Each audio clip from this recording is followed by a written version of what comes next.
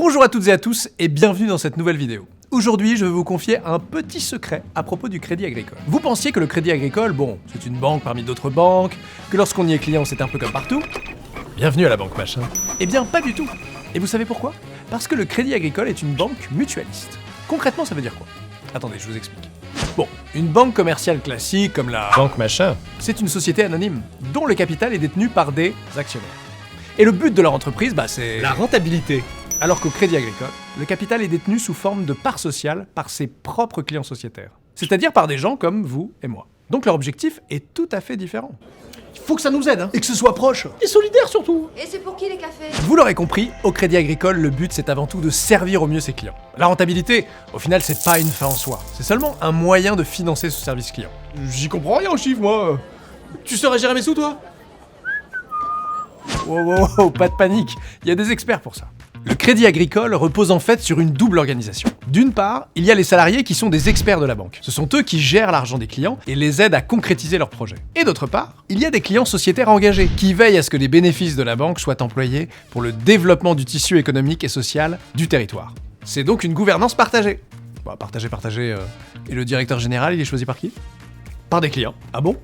Mais oui, il est choisi par le conseil d'administration du Crédit Agricole d'Île-de-France.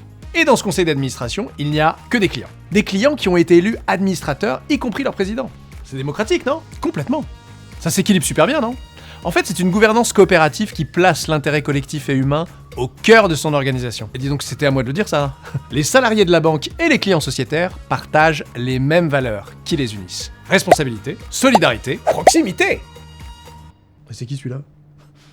Bref, l'objectif d'une banque coopérative comme le Crédit Agricole, c'est de répondre aux besoins de la communauté de sociétaires sur le temps long. Et oui, dans les moments difficiles, il faut pouvoir compter sur sa banque. Oh d'ailleurs, à propos de temps long, j'ai un autre secret à vous confier. Savez-vous où tout ça a démarré?